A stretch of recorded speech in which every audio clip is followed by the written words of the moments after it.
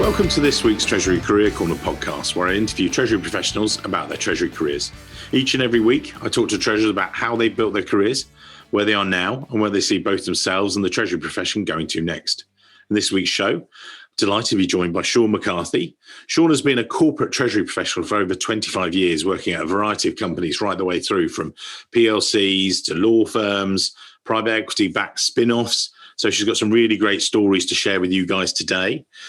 Shawn, I've given a slight taste of some of your career path. I know we spoke before the show. You were like, oh God, are we going to go right the way back? I think it's fascinating because I think, you know, how you discovered Treasury and then you went on from there is actually really going to be of interest to the listeners.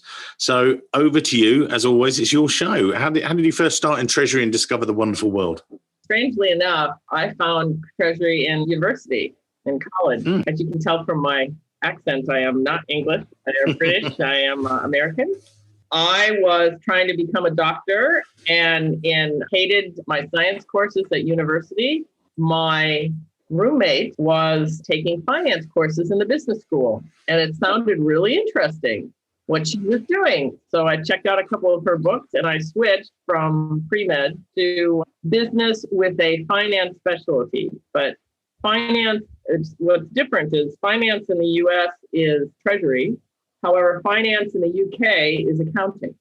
Yeah. So it's totally different outlook. So when I say I graduated with a degree in business with a finance specialization, everybody thinks I'm an accountant here. And I have to explain, no, in the US.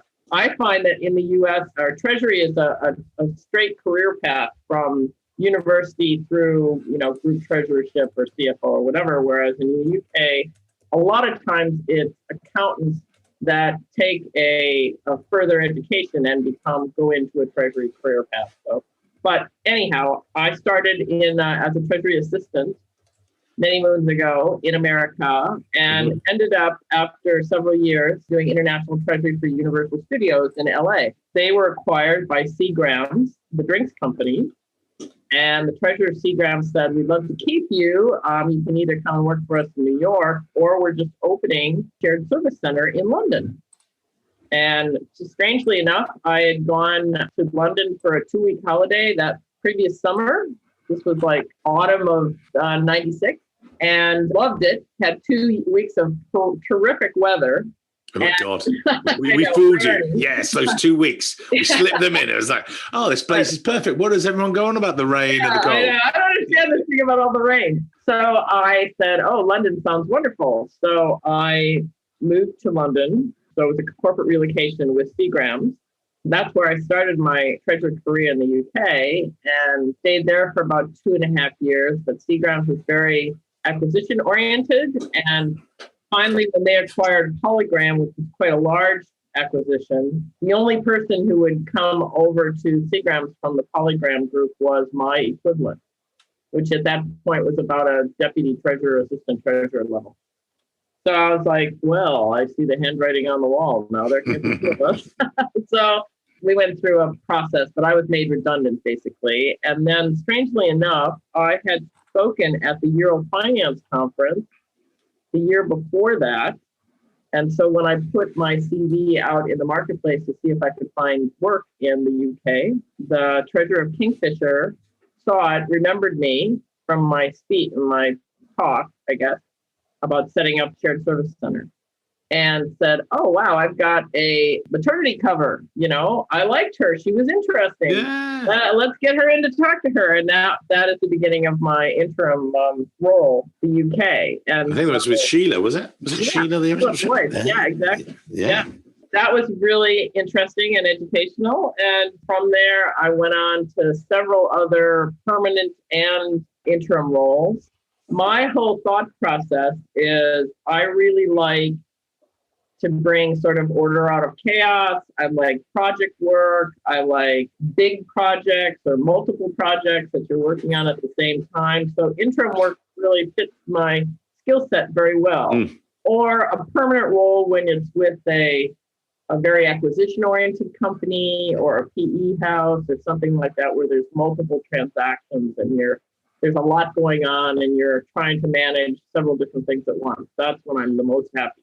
So walk us through, perhaps, from the Kingfisher days, maybe that, good interim, what, in some ways, maybe explain to the listeners what you consider to be a good interim person is come in, make loads of change and stuff like that. Or is it just look after, keep, do the knitting, keep everyone happy. Thanks very much. Turn the handle, and then perhaps apply that to some of the roles.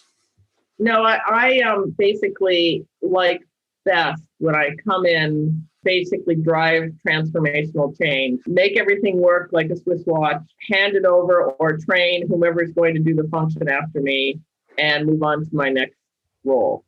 Why is that so important to you? Why do you enjoy that? Because I don't like to be bored and doing the same thing every day or generating the same reports every day or every week or every month or whatever, and sort of business as usual is just not that interesting to me. Mm-hmm. I've done it for a lot, and I prefer the sort of rock and roll of multiple transactions and things happening, and I just don't like to be bored, and generally the day-to-day work after a while seems to be boring.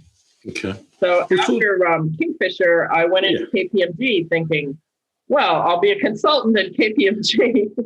Yeah, made lots of changes and lots of different places. Lots of different projects at different phases or whatever. And that worked for a couple of years, but then the market weakened a bit. KPMG decided to delete their Treasury Consulting function, so made redundant again. Then I went out and did some work with PE houses, with Carlyle Group and Vetco Gas Technology. Carlyle Group is probably the largest PE house in the world. It depends on what measure you use, but that's what we actually had previously the treasurer of Carlyle, Dana Laidholt, who's now over at Peloton, a wonderful lady. And then we recently had Julie Fabris from Britax, and she's been through a number of private equity backed groups and things. And we were talking to her about, and I threw it to her, is it about cash? And she was like, well, yes.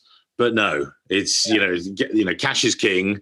But then once you've sorted out the king, right, what else do we need to do? And let's get the information flows going correctly so we can actually see what's happening at our transaction, that type of thing. Most of the time I'm called in. Yeah. Well, people want my skill set it's like two or three things. Either the company has grown so fast organically or large organically, they realize that what they've been doing in the past isn't working, and they need to get things in a better state of play. Or there's been a huge transaction, and they either are hiving out a portion of the company for sale, and they need to set up a whole separate treasury function, or they've merged or acquired a large transaction, and they realize, oh my gosh, our footprint is not the same anymore. We're in places we've never been before, and we need to do things differently. I don't know how we're going to merge the cash of the two legal entities. How's that going to work? So that's when they call me in, and I figure that out. So Carlyle and Vetco were PE transactions where I set up a treasury from scratch. And, there was no treasury or there was just accounting function that reconciled the bank account, managed their cash more closely, because generally with a PE transaction, there's a huge debt service. I would go in, set up a treasury system generally, and make sure that they can get the reporting on a daily basis that they need for their transaction.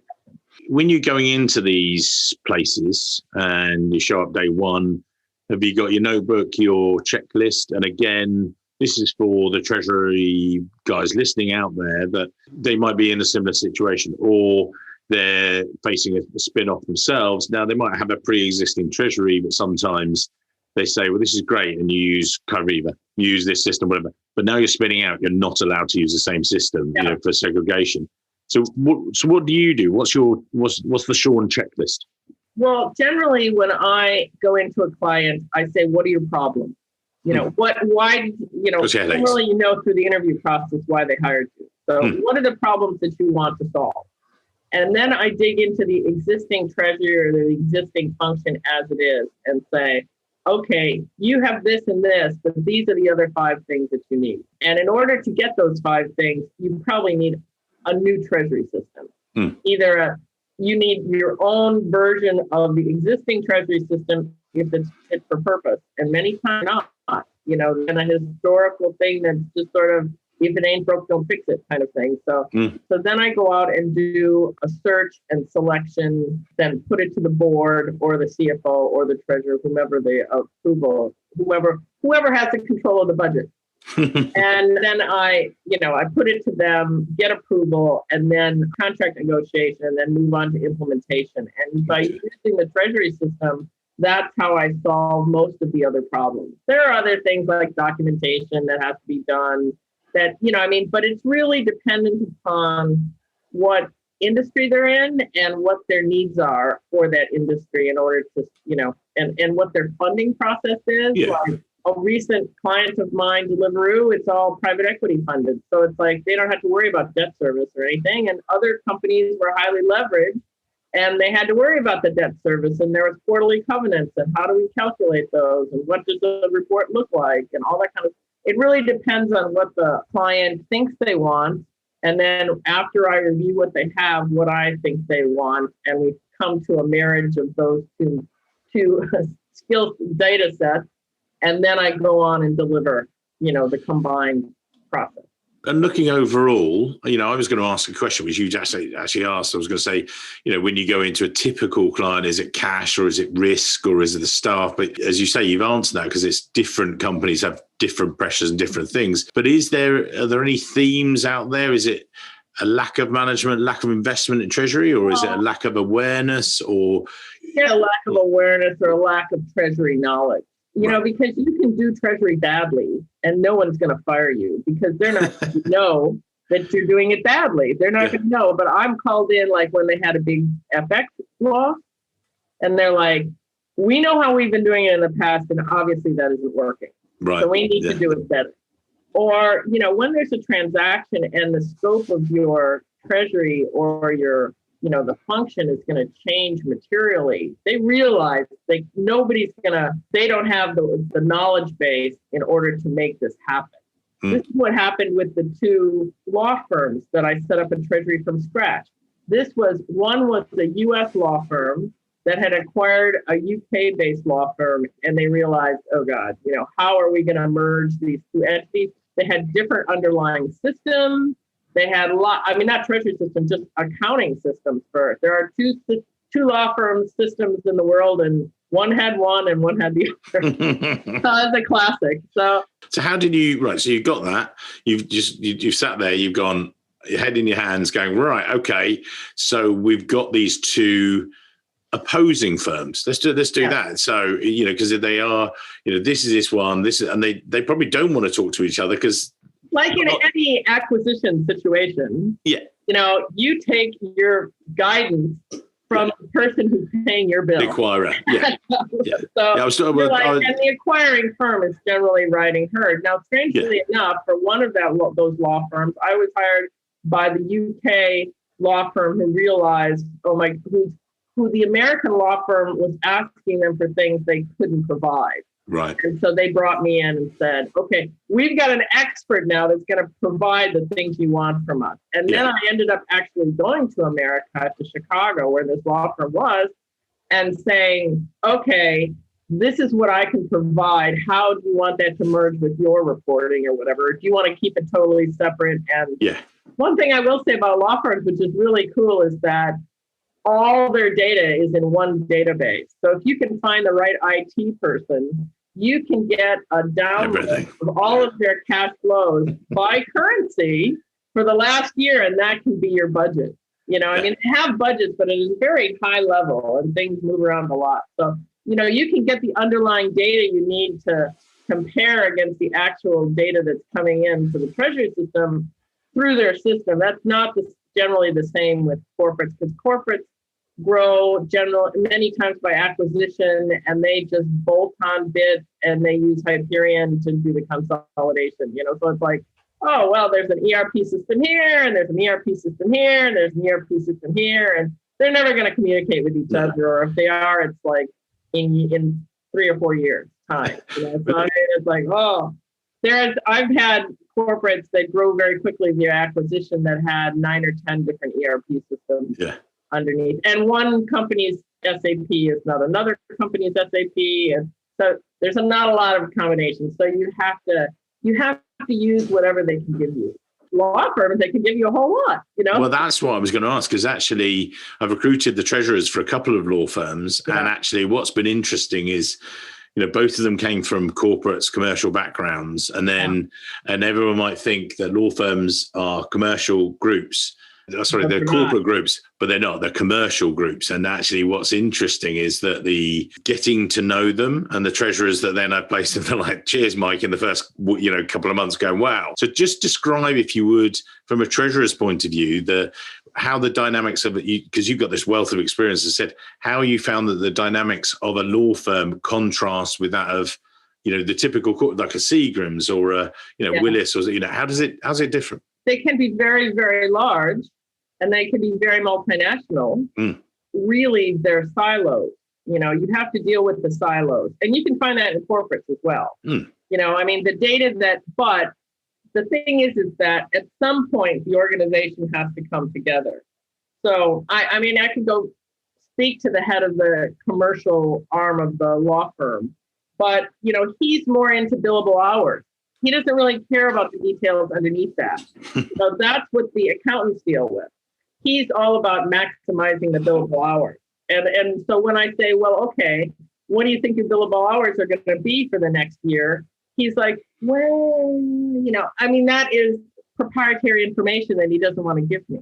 Yeah. That's why for law firms, it was always better to go back into their own databases and pull the actual data from last year and use that as your forecast. Right. And then maybe overlay that with whatever you can get a hands on for the forecast for the current year and do some kind of hybrid, or just use last year, because that's a good measure in most cases. Yeah. You know what I mean? And then if you see that last year's, no one can argue about it. And then you can see what last year's exposures were on the foreign exchange side. And obviously, if you had those exposures last year, you're going to have those exposures this year, unless things change dramatically. So you can go to the head of the commercial division or the head of the banking division or whatever and say, well, this is what you had last year. Do you expect an incremental increase, or are you going into a new area that you weren't in prior? Can you just give me a little flavor for what you think this year or this coming year is going to fall out at? Yeah, what the growth might be. And you adjust accordingly. Yeah. And then you pass back how you've adjusted last year and get their sign off, hopefully. Now, you might have a view on this or not. I don't know. So Mark, a friend of mine, I placed him took him from a normal insurance company, so typical with, yeah, well, actually more so the drivers of the business. What was funny, I placed him from that, what we call normal insurance. And again, for the listeners, this is, household insurance, car insurance, so typical stuff. And then I moved into a life insurance company thinking that would be great. And we then had lunch a couple of months later. And I said, how is it? He said, it's just weird. I said, why? He totally said, different. Well, he goes to the, not even the brokers, but to the actuaries. And he said, what's our profits going to be? Because he's trying to do these cash flow forecasts and everything else. Then they say, is there going to be a tornado next week? I know. What? And he said, well, I don't know. They really can't tell you, because it's weather determined, it's acquisition determined. I mean, all of the things are unknown. So you have to go by whatever. I will say that generally insurance companies do forecast very well. And, there may be swings and roundabouts or whatever, but they have a forecast. But law firms don't have it in the same way as a corporate does. Yeah. But most insurance companies operate much more like a corporate. But as you say, life insurance companies are totally different from sort of retail insurance companies. And so this is the thing, the underlying business can be very different. It was funny because, again, when I got into it with him over a beer and stuff, and we were talking much more about the subjectivity rather than the objectivity.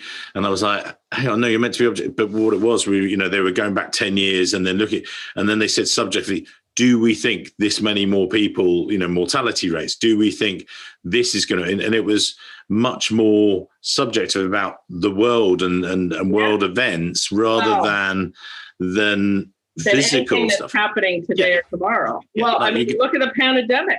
Yeah. We're looking back to the Spanish flu.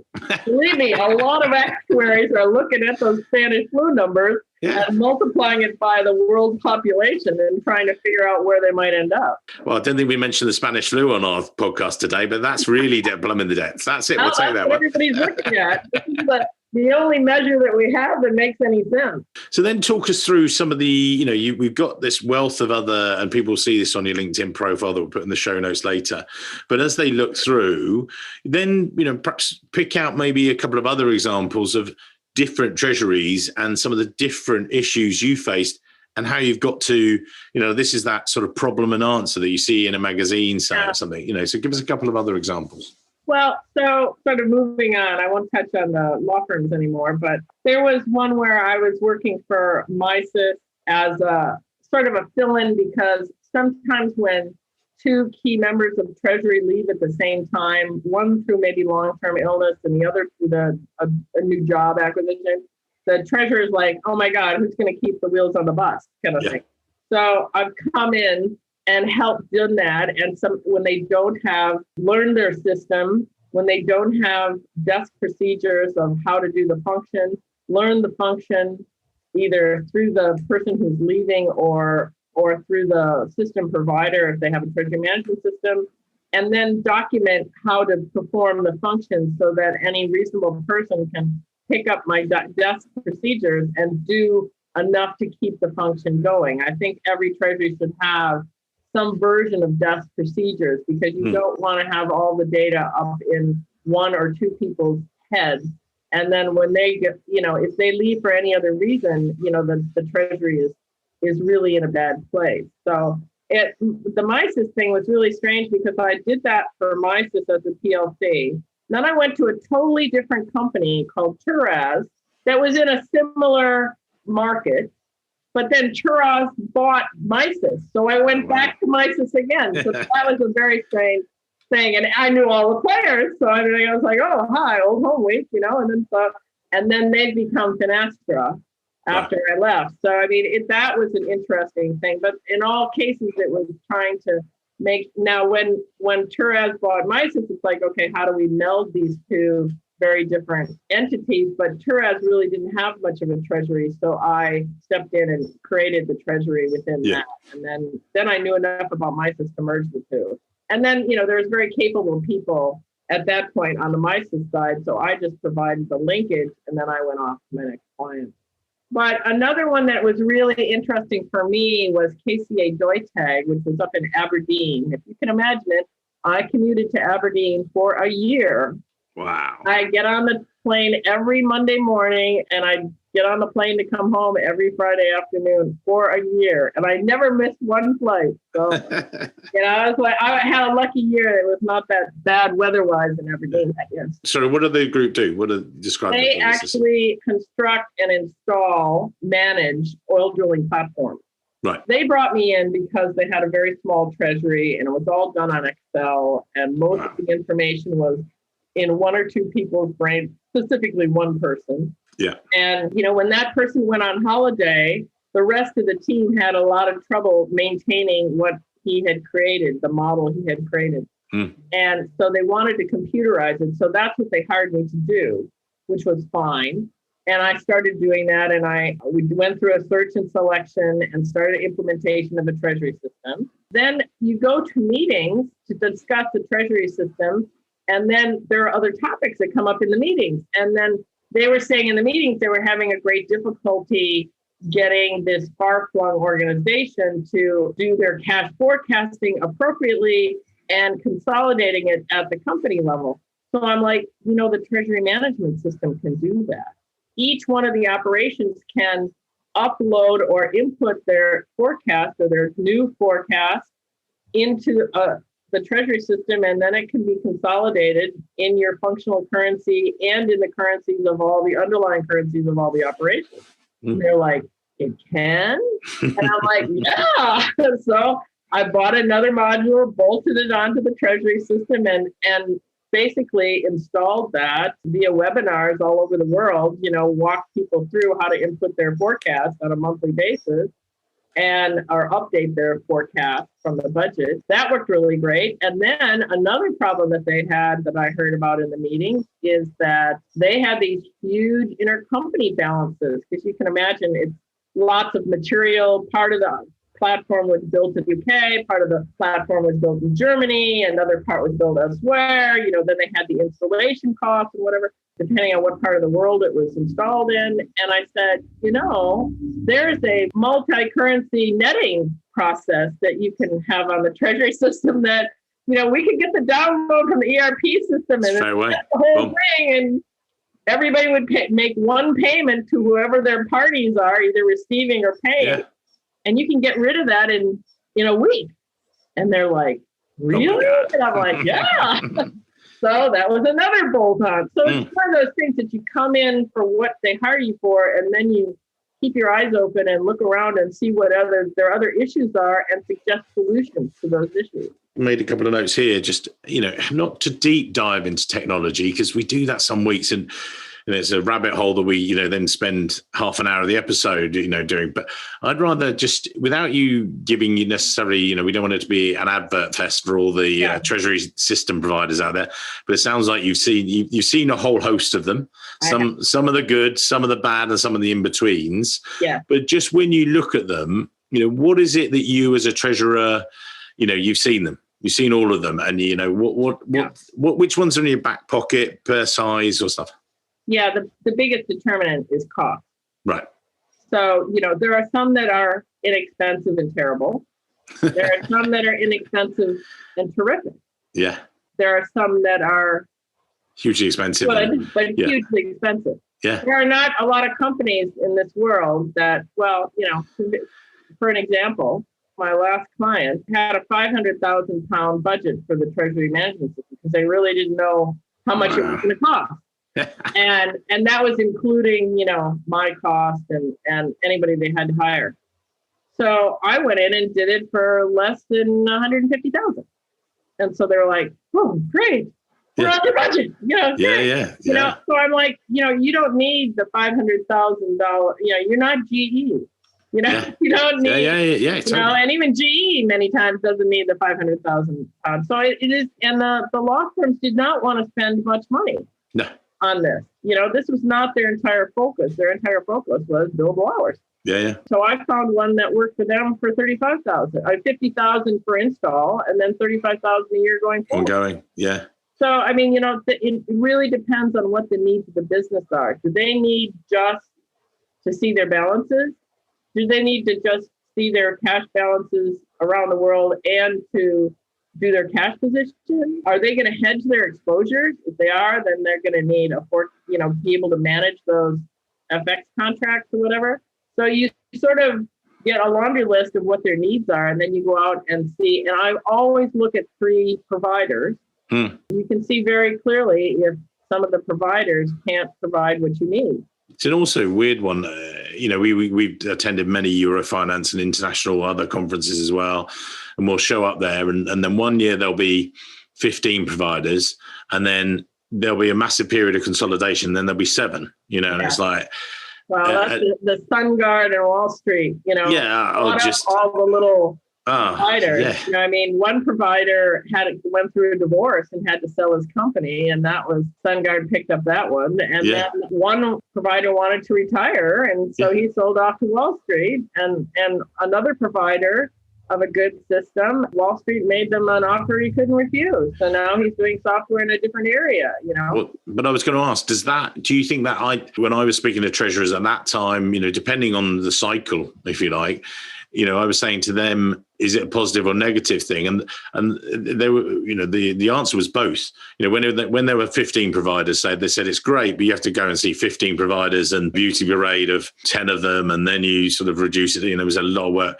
And then the problem was the flip side. When it was down to 7, they went, beauty parade of only 7 or whatever. And it might not be more 7, but it was more the fact that they were like, scratching their head going, actually are limited for choices, and it was quite quickly between 2, and it drove up the prices sometimes, these big budgets and things like that. Not only that, but sometimes, I won't state names, but many times when these much larger organizations buy smaller software houses, they hire all the capable people that we're installing and hire less expensive people, and they don't put any energy into maintaining the software. They're basically buying the installed customer base. So you have to watch out for that. The recommendations are really important for any software provider. You want someone who has a similar profile to you, who has installed within the last year or the last year and a half, depending how long it takes, who can actually tell you who the best installation people are at the provider, so all that kind of stuff is really important. So if you're speaking directly now to, and we assume they're listening because they should be listeners to the show, but say some of the CEOs or the leading figures in all of those TMS providers, would the advice be hire some more support staff to look after your customers then, or what? Well, realize that your customers are growing, their needs are changing. So make sure you know what those needs are and that you're willing to support them. But, some of these providers get the corporates into these ironclad, horrible contracts that it doesn't matter if you want to leave or not, you can't, because the downside payment that you have to make is another year's worth of normal, cost of a treasury management system. I mean, it's definitely, if you're selecting a treasury management system, make sure you get it reviewed by a very capable attorney so you don't get hooked in, or you change nothing is boilerplate. You can change anything, and make sure that you can get out if it doesn't work, or if it doesn't work in 2 years' time. Yeah. Shawn and I spoke before the show. We've been friends for many years, and, we were talking about her wealth of experience. We touched on it a little bit there. Obviously this is a show hosted by the Treasury Recruitment Company. We don't do the sales pitch. And as you guys regular listeners, that would be the most boring show. You know to buy from us, and if you need people. But actually, I just want to explore the people aspect for a moment there. Well, actually, from two aspects. Firstly, I was going to say some of the people you've met over the years, maybe when you look at the treasurers you've met and you think, wow, they're a blooming superstar, and they're not such a superstar. What are the positive and negatives? And then I was just going to, maybe come on to your tips when you've hired teams, what you look for in people and stuff. So let's treat them separately, but I wanted to give you that sort of forewarning, as it were. But let's look at the bad ones. Who are the rubbish treasury guys? I mean, if you have a treasurer that's clearly out of his or her depth. Yeah. And how I try to, assuming I've been hired as an interim, I would have gone through the interview process and gone, no, I don't want to work for this person. And then you say, listen, I want to support you to be successful. So how about you make suggestions of what reports they can get on a daily or a weekly basis that'll make them have the right information if anyone asks any questions. So I'm like, in a nice way, I try to say, I want you to be successful. Or if you think they're going down the wrong path, I'm like, I understand, but what about this? Okay, this so is what I've seen in other treasuries. Yeah, well, that's the objective thing. But let's go on the subjective thing about what, again, bad treasury folks. Again, we're not naming and shaming, so it's all right. You can just allude to it. But what I mean is, what are the things that you've seen? Is it that they think they know everything, or is it that they're, those kind of treasury folks, or is it, that they need to be more open, less technical? What do you think? What's the key to success? Sometimes they want to do the latest and greatest things that the banks have talked to them about. And what I say is, how do you do the accounting for that? That pretty much stops it in its tracks. Or I say, can you explain that to me in words of, 2 syllables? Yeah. How does this work exactly? If this happens, what happens to, generally it's some kind of foreign exchange thing or leverage buyout of the property underneath the buildings that it owns or whatever. Overly complex then. Yeah. And I'm like, the banks that you're borrowing from take all that property into consideration when they lend to you. So that's a real asset on the balance sheet that they won't want to let you go through a sale and lease back. I'm like, because that's what they're lending against. I said, you can go ask them. He came back and said, yeah, you're right. and then the superstars, you've come across the probably. I'm like, wow, that is just amazing. What can I do to help? Yeah. And is it? They hired me for a purpose. Yeah. The superstars is, I said, if you want to go off and do that, I can do this other stuff. I find that there's always a million people that want to do the bank debt or any kind of debt, a bond, there's a million people, whether they have experience in doing this or not, they want to do that. They want to be the banker.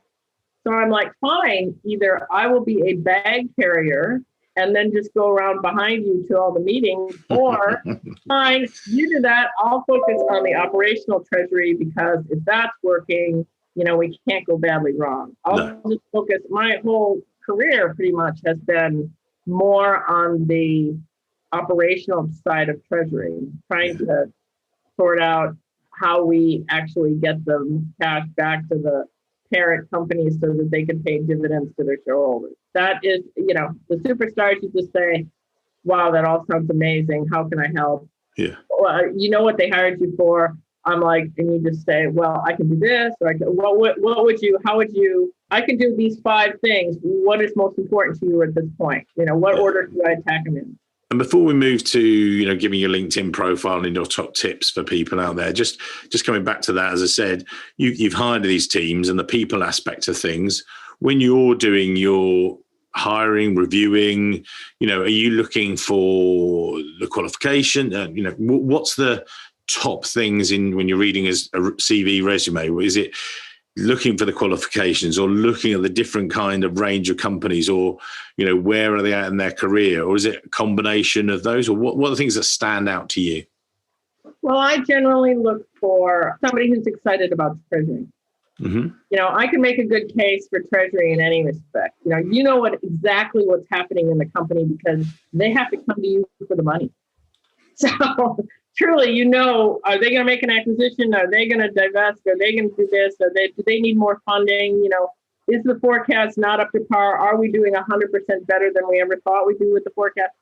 All those things. So you sort of know where it's driving. So if I have to hire a junior or someone in the role that I'm vacating when I leave an interim client, I find somebody who's genuinely excited about treasury, who finds it fascinating, interesting.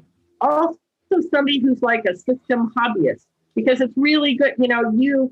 I have some people who are so theoretical about all the wonderful things in treasury, and you bring in the socioeconomic and the economic thing. That is not going to get the job done. Cool. You need somebody whose feet are on the ground, preferably that. I remember once I was helping a client look for a treasury manager, and the person that they liked was very in his head, was very and because the corporate treasurer was sort of cerebral as well, they really liked them. I said, you hire in your own image many times. Yeah. So I said, I don't think that person is going to be good at all.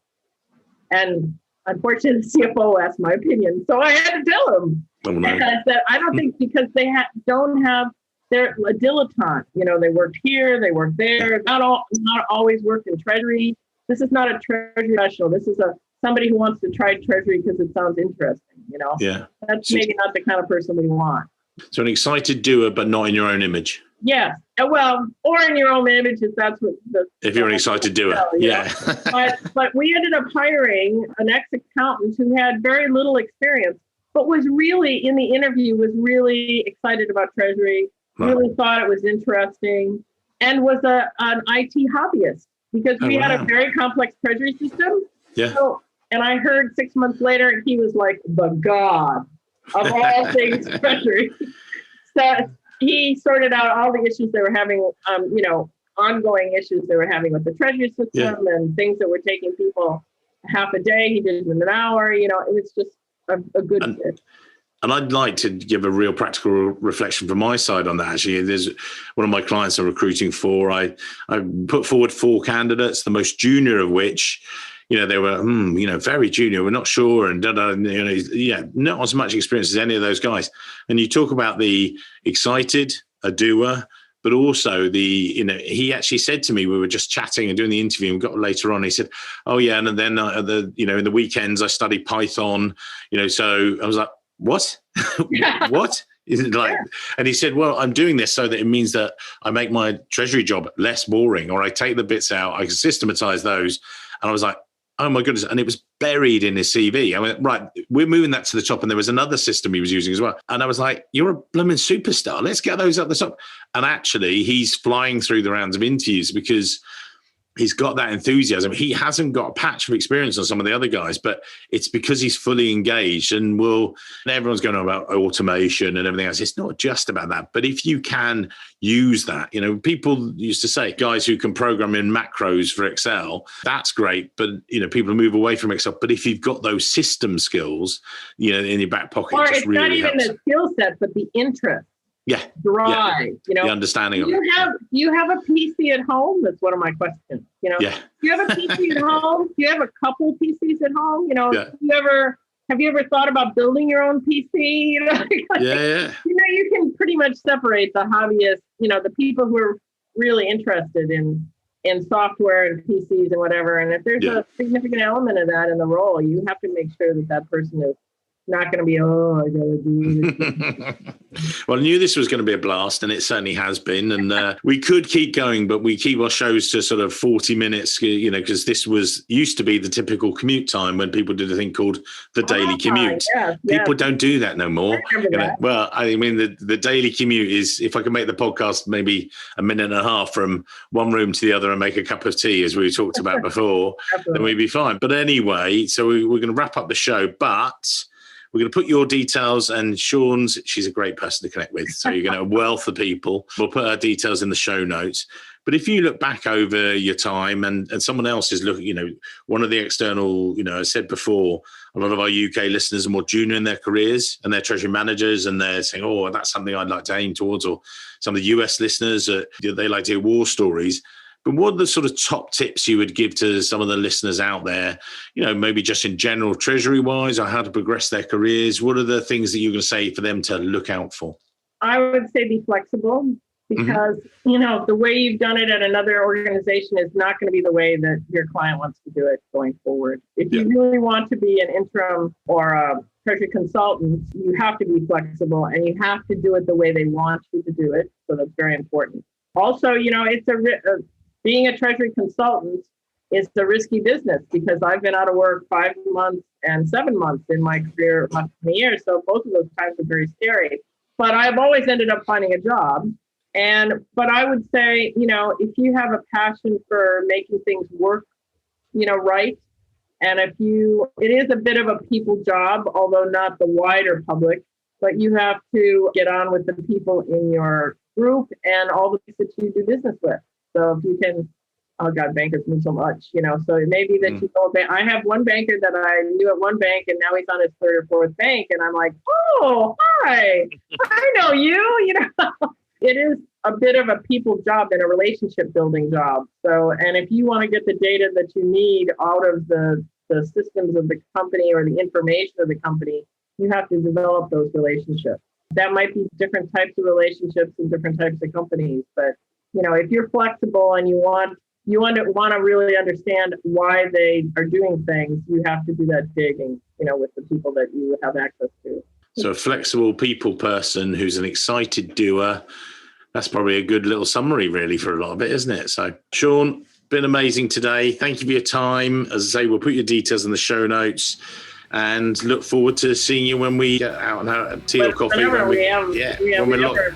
Meet up again for a cup of coffee or whatever. It'll be lovely. Thanks very much for your time. Take care. Thanks.